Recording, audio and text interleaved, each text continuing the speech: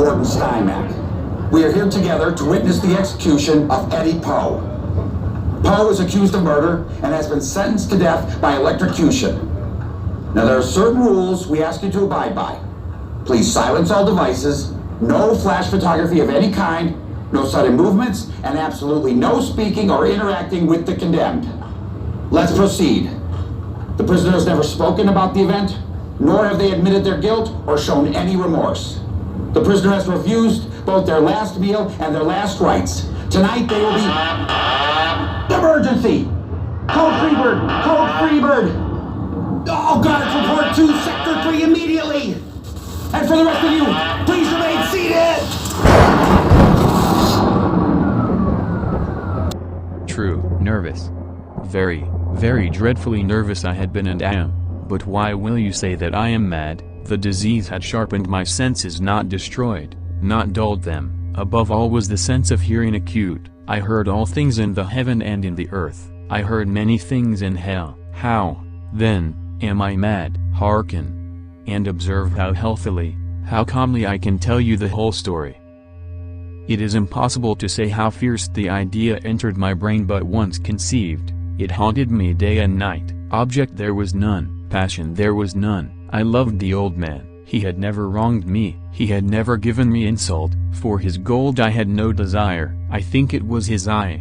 Yes, it was this. One of his eyes resembled that of a vulture, a pale blue eye, with a film over it. Whenever it fell upon me, my blood ran cold, and so by degrees, very gradually, I made up my mind to take the life of the old man, and thus rid myself of the eye forever. Now this is the point. You fancy me mad. Madmen know nothing, but you should have seen me. You should have seen how wisely I proceeded, with what caution, with what foresight, with what dissimulation I went to work. I was never kinder to the old man than during the whole week before I killed him, and every night, about midnight, I turned the latch of his door and opened it, oh, so gently. And then, when I had made an opening sufficient for my head, I put in a dark lantern, all closed, so that no light shone out, and then I thrust in my head. Oh, you would have laughed to see how cunningly I thrust it in. I moved it slowly, very, very slowly, so that I might not disturb the old man's sleep. It took me an hour to place my whole head within the opening so far that I could see him as he lay upon his bed. Ah! Would a madman have been so wise as this? And then, when my head was well in the room, I undid the lantern cautiously. Oh, so cautiously. I undid it just so much that a single thin ray fell upon the vulture eye, and this I did for 7 long nights, every night just at midnight. But I found the eye always closed, and so it was impossible to do the work, for it was not the old man who vexed me, but his evil eye. And every morning, when the day broke, I went boldly into the chamber, and spoke courageously to him, calling him by name in a hearty tone, and inquiring how he had passed the night. So you see, he would have been a very profound old man, indeed, to suspect that every night, just at 12, I looked in upon him while he slept. Upon the 8th night I was more than usually cautious in opening the door. A watch's minute hand moves more quickly than did mine. Never before that night had I felt the extent of my own powers, of my sagacity. I could scarcely contain my feelings of triumph, to think that there I was, opening the door, little by little, and he not even to dream of my secret deeds or thoughts. I fairly chuckled at the idea, and perhaps he heard me, for he moved on the bed suddenly, as if startled. Now you may think that I drew back, but no. His room was as black as pitch with the thick darkness, and so I knew that he could not see the opening of the door, and I kept pushing it on steadily. I had my head in, and was about to open the lantern, when my thumb slipped upon the tin fastening, and the old man sprang up in the bed, crying out, "Who's there?" I kept quite still and said nothing. For a whole hour I did not move a muscle, and in the meantime I did not hear him lie down. He was still sitting up in the bed, listening just as I have done, night after night, hearkening to the death watches in the wall. Presently I heard a slight groan, and I knew it was the groan of mortal terror. It was not a groan of pain or of grief. Oh, no, it was the low stifled sound that arises from the bottom of the soul when overcharged with awe. I knew the sound well. Many a night, just at midnight, When all the world slept, it has welled up from my own bosom, deepening, with its dreadful echo, the terrors that distracted me. I say I knew it well. I knew what the old man felt, and pitied him. Although I chuckled at heart, I knew that he had been lying awake ever since the first slight noise, when he had turned in the bed. His fears had been ever since growing upon him. He had been trying to fancy them causeless, but could not. He had been saying to himself, "It is nothing but the wind in the chimney, it is only a mouse crossing the floor, or it is merely a cricket which has made a single chirp." Yes, he has been trying to comfort himself with these suppositions, but he had found all in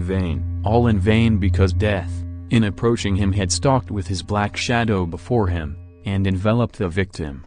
And it was the mournful influence of the unperceived shadow that caused him to feel, although he neither saw nor heard, to feel the presence of my head within the room. When I had waited a long time, very patiently, without hearing him lie down, I resolved to open a very, very little crevice in the lantern. So I opened it, you cannot imagine how stealthily, until, at length, a single dim ray, like the thread of the spider, shot from out the crevice and fell upon the vulture eye. And now have I not told you that what you mistake for madness is but overacuteness of the senses? Now, I say, there came to my ears a low, dull, quick sound, such as a watch makes when enveloped in cotton. I knew that sound well too. It was the beating of the old man's heart. It increased my fury, as the beating of a drum stimulates the soldier into courage. But even yet I refrained and kept still. I scarcely breathed. I held the lantern motionless. I tried how steadily I could maintain the ray upon the eye. Meantime the hellish tattoo of the heart increased. It grew quicker and quicker, and louder every instant. The old man's terror must have been extreme. It grew louder, I say, louder every moment. Do you mark me well? I have told you that I am nervous. So I am. And now at the dead hour of the night, amid the dreadful silence of that old house, so strange a noise as this excited me to uncontrollable terror. Yet, for some minutes longer I refrained and stood still, but the beating grew louder. I thought the heart must burst, and now a new anxiety seized me as the sound would be heard by a neighbor. The old man's hour had come. With a loud yell, I threw open the lantern and leaped into the room. He shrieked once only. In an instant I dragged him to the floor, and pulled the heavy bed over him. I then smiled gaily, to find the deed so far done. But, for many minutes, the heart beat on with a muffled sound. This, however, did not vex me. It would not be heard through the wall. At length it ceased. The old man was dead. I removed the bed and examined the corpse. Yes, he was stone dead. I placed my hand upon the heart and held it there many minutes. There was no pulsation. He was stone dead. His eye would trouble me no more. If still you think me mad, you will think so no longer when I describe the wise precautions I took for the concealment of the body. The night waned, and I worked hastily, but in silence. First of all I dismembered the corpse. I cut off the head, and the arms, and the legs. When I had made an end of these labors, it was 4 in the morning, still dark as midnight. As the bell sounded the hour, there came a knocking at the street door. I went down to open it with a light heart, for what had I now to fear? There entered 3 men, who introduced themselves, with perfect suavity, as officers of the police. A shriek had been heard by a neighbor during the night. Suspicion of foul play had been aroused. Information had been lodged at the police office, and they had been deputed to search the premises. I smiled, for what had I to fear? I bade the gentleman welcome. The shriek, I said, was my own in a dream. The old man, I mentioned, was absent in the country. I took my visitors all over the house. I bade them search well. I led them, at length, to his chamber. I showed them his treasures, secure, undisturbed. In the enthusiasm of my confidence, I brought chairs into the room, and desired them here to rest from their fatigues, while I myself, in the wild audacity of my perfect triumph, placed my own seat upon the very spot beneath which reposed the corpse of the victim. The officers were satisfied. My manner had convinced them. I was singularly at ease. They sat, and while I answered cheerily, they chatted of familiar things. But, ere long, I felt myself getting pale and wished them gone. My head ached, and I fancied a ringing in my ears.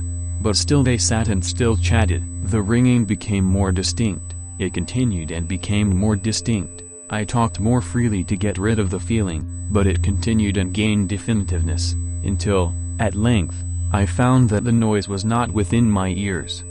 No doubt I now grew very pale, but I talked more fluently, and with a heightened voice. Yet the sound increased, and what could I do? It was a low, dull, quick sound, much such a sound as a watch makes when enveloped in cotton. I gasped for breath, and yet the officers heard it not. I talked more quickly, more vehemently, but the noise steadily increased. I arose and argued about trifles, in a high key and with violent gesticulations, but the noise steadily increased. Why would they not be gone? I paced the floor to and fro with heavy strides, as if excited to fury by the observations of the men, but the noise steadily increased. Oh God!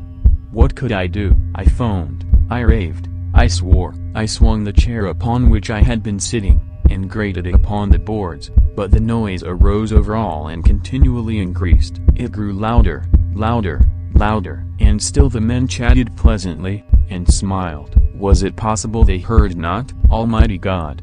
No, no, they heard. They suspected.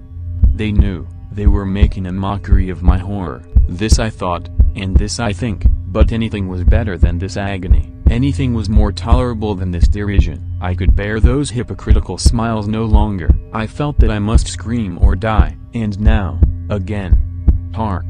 Louder! Louder! Louder! Louder! Villains! I shrieked. Dissemble no more. I admit the deed. Tear up the planks. Here, here. It is the beating of his hideous heart.